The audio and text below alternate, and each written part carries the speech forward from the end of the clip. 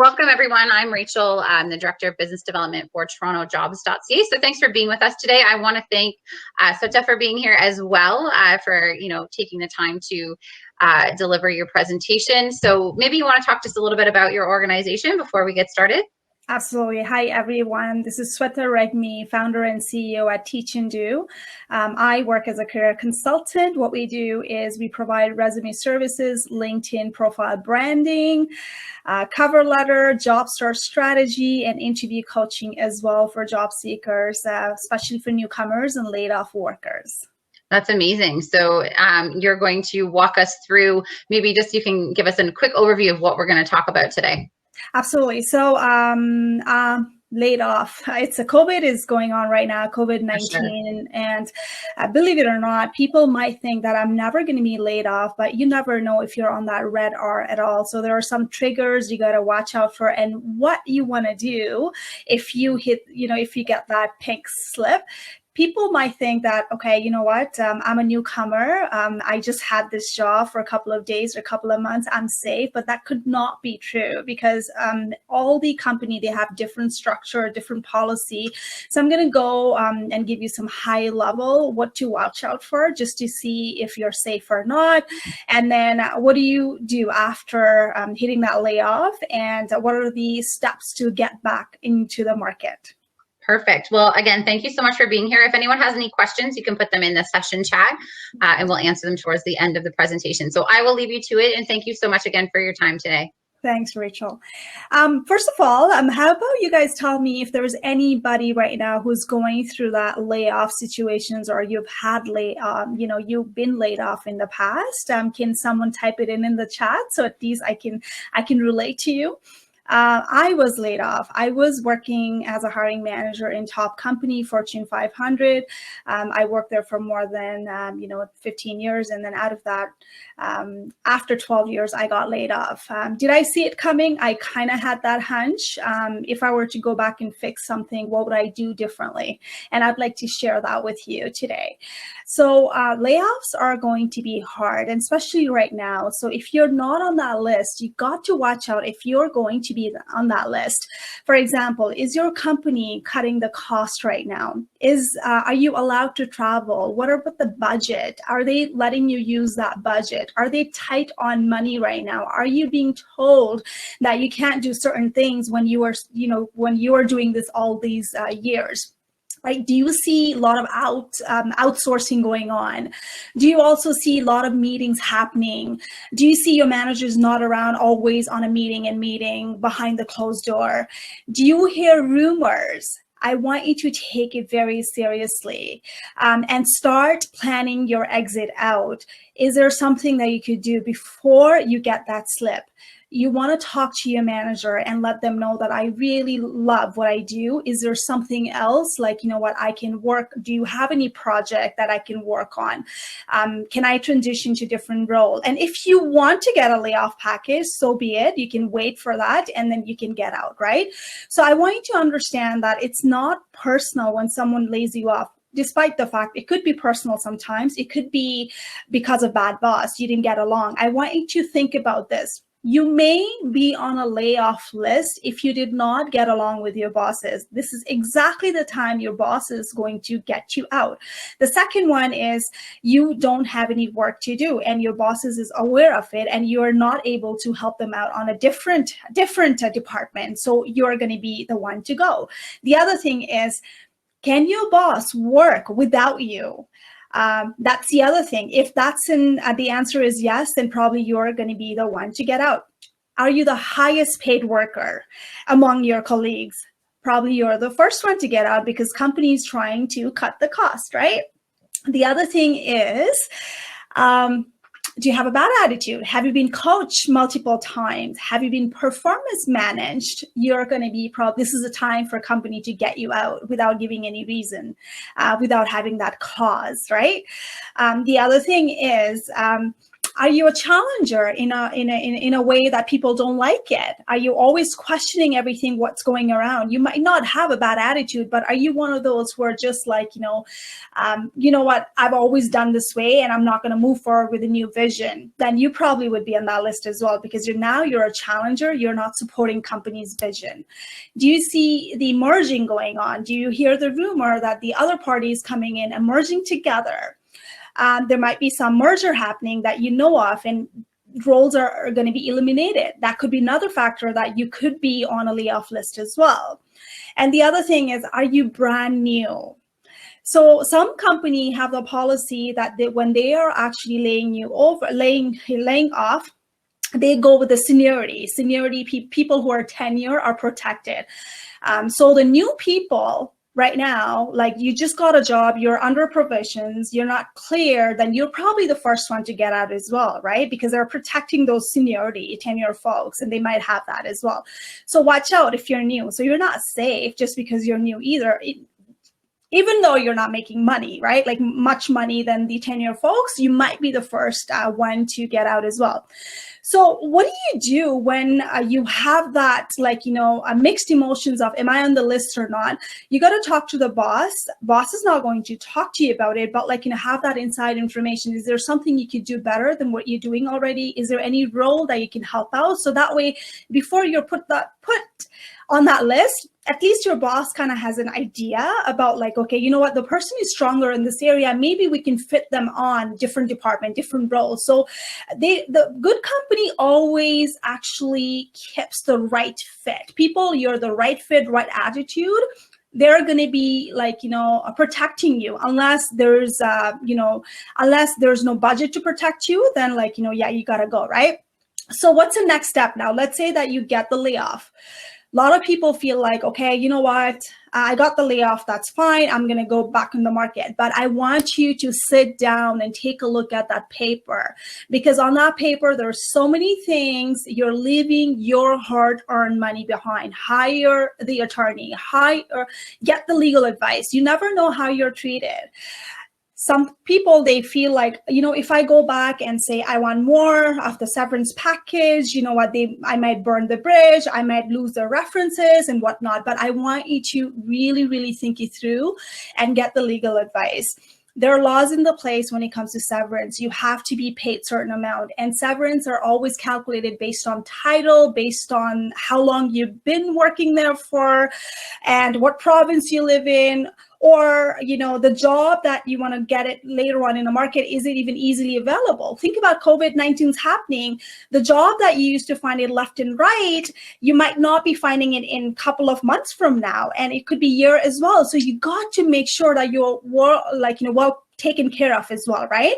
Hire a lawyer and go through it and see if you're paid a right benefit. Because what happens is a lot of company, what they do is, the secret for them not to pay it high sometimes is when you have to get the bonus from last year, and this year you're going to get bonus, let's say in February or so, or March, you're going to get bonus from last year.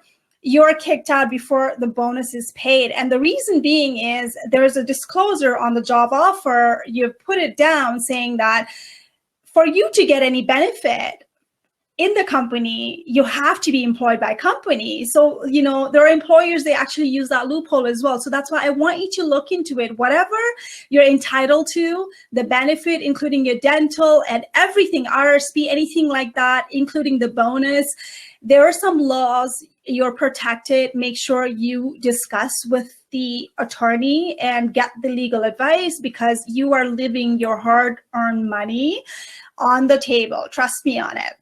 The other thing is, when you're laid off, when you're put on the severance package, even for 1 year, 5 months, whatever it is, you're on company's payroll. Okay, so if you're going back to the market, if the future employers are calling your company, you're still employed with them on a paper, but you're laid off, right?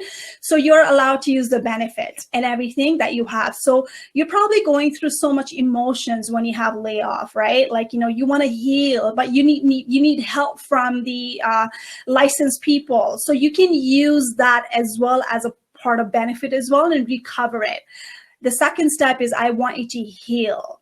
Because if you don't heal and close that chapter, let's say, you know what, it was not your fault. It was all personal. It was a toxic environment and you kind of were let go because you're not part of that group.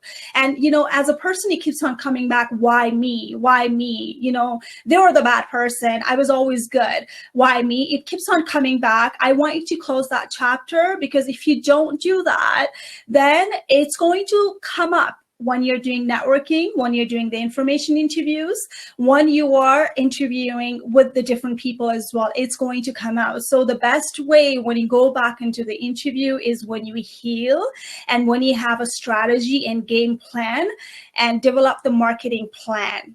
A lot of people, they don't know how to do the marketing plan. I want you to take a look at it. Just because you knew it all and you can do it all, that does not mean that employers outside are looking for people like you. They're not looking for Jack and Jill.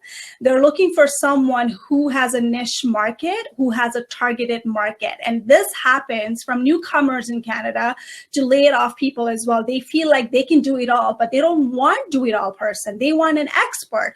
Start building a brand, start writing the content, start reaching out to the network who already you know, right? So first step is making sure you let the people know within your network, even the company that you worked before, check it out and see who's moved on from that company to outside world. It's really easy because your reputation is already there. You don't have to actually, you know, prove who are you. They already know your work ethic. They already know about you. So what you're going to do is you're going to let them know, hey, I got laid off, unfortunately, like, you know, I'm looking for this, and start communicating. People feel like they're rejected and people don't go out there and talk about I was laid off. They feel like it's their fault. No, it's not your fault, right? It's at the end of the day, it's a business. You got to move on. So how do you feel about yourself? It's going to come in. It's all on your mindset. Stop self-doubting yourself. You've earned that experience from years and years. Now put it on practice. You got to start building your reputations, and you are somebody with that no title. People think that I don't have any title. I am nobody. I want you to stop thinking about it. And I want you to think about, I am somebody without that title. Here's what I've done, accomplishment. And you know what? I can do this. I can save you $1 million. That's an attitude to have when you got laid off. You got it, right? So other than that, guys, what I wanted to talk about is, let's see, a volunteer. Sometimes what happens with the people, you know, who are laid off, they feel like I have nothing to add. But trust me, when you go out there and volunteer, employment services to, like, you know, shelter, anywhere that you can volunteer, you feel good about yourself that you can actually do something by not asking anything back, give back, right? That's what I did. I did a lot of volunteering. That brought my self-esteem really high as well. And I felt like, oh, I matter. Someone somewhere need me without even having a title. Feel good about yourself and look at everyone who is at the bottom.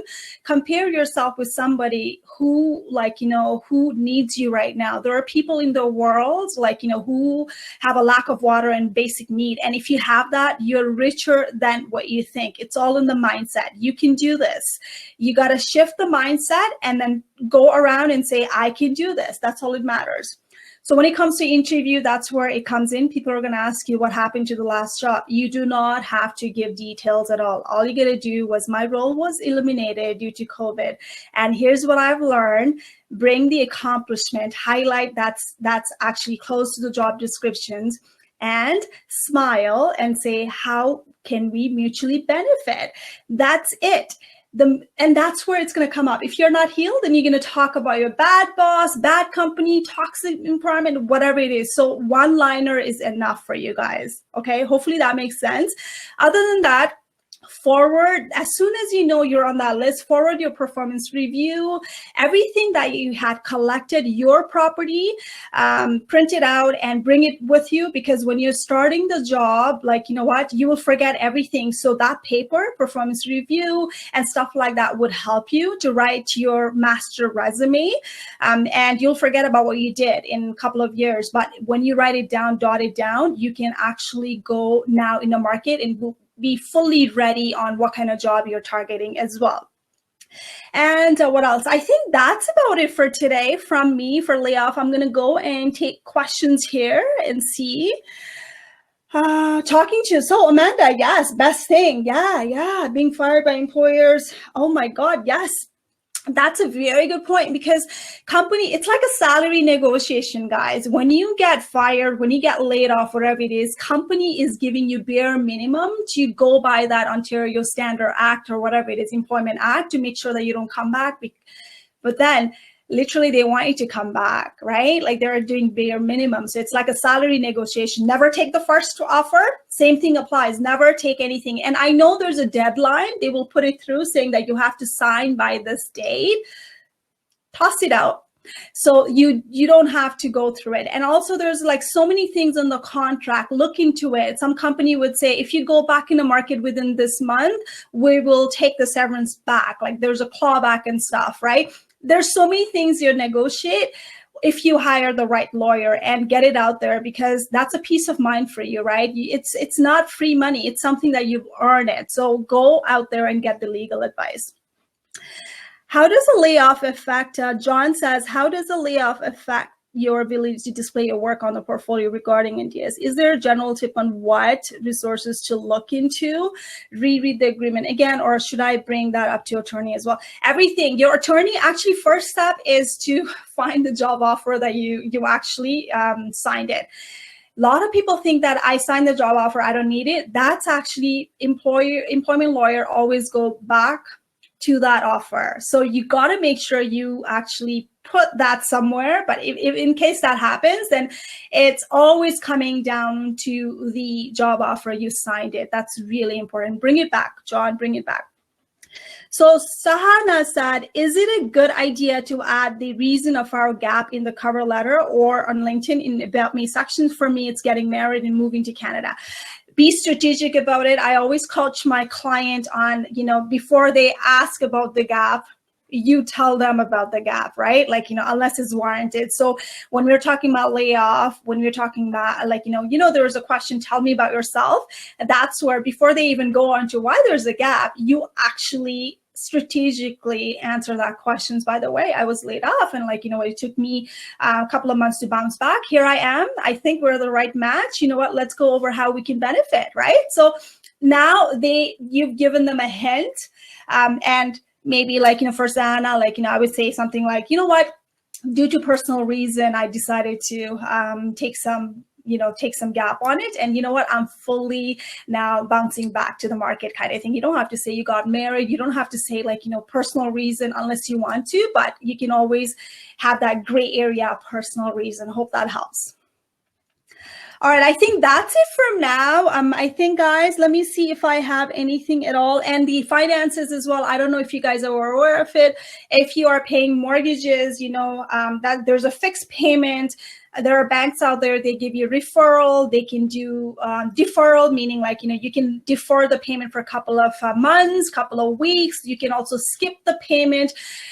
Also, and then you can increase the amortization as well. So the payment's not going to be high. So things like that matters as well, because if you take care of your finances, half of the battle is already done. So you can fully navigate back to the job market and fully focus on your job search strategy. Now, when you go back in the market, right, you don't want to sound like you just came back from nowhere. You got to highlight your skills. You got to build a personal branding. And I know a lot of people are talking about, guest speaker are talking about the LinkedIn branding and stuff like that. And it's no joke, guys. LinkedIn is amazing platform if you know how to utilize it, right? It's not only about ending up on the recruiter list. What after that? When the recruiter is going to go there, to see it, do you stand out? What's your branding? What's personal branding is when you're not there to defend yourself on a paper, what would they walk away with it? What would other people think about you when you're not there to defend yourself? That's your personal branding. So please, as a layoff person, I don't want you to think you're nobody. I want you to hold your head high and think that you're somebody without title and you've earned it hard. You just go out there and sell yourself quite nicely on a paper, on LinkedIn, and when you're doing an interview and networking as well, okay? All right, guys. So I think I'm good. Other than that, I think I'm going to end this sessions. Thank you so much. And for those of you who do not know me, I'm a career consultant. I am very active on LinkedIn. You can definitely follow me. So maybe I can put my LinkedIn link in here for you. So that way you can find me right here. So again, thank you, Sue. All right, so and then also visit our website as well, where actually you have amazing, like, the free resources and stuff like that, free blogs for job seekers, and you can download as well. I have Alex. Hi, Soda. How are you? Good. Are we done? Yeah, I was just coming on to say thank you for presenting. It was a really great presentation. All right. And yeah, just thank you again. It was great to have you. And just let everyone know, so our next session is actually starting right now on the main stage. So you just click that button there. It says stage. It's on the very left-hand side. Thank you. I see that you put your contact information in the chat, so that's awesome. And thank you again I for just speaking. put it in there. Thank you, Alex. Bye-bye. Bye.